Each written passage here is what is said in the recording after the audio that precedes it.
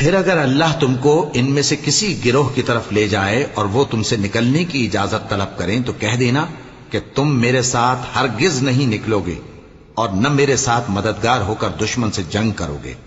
تم پہلی دفعہ بیٹھ رہنے سے خوش ہوئے تو اب بھی پیچھے رہنے والوں کے ساتھ بیٹھے رہو، اور اے پیغمبر ان میں سے کوئی مر جائے تو کبھی اس کے جنازے پر نماز نہ پڑھنا اور نہ اس کی قبر پر جا کر کھڑے ہونا۔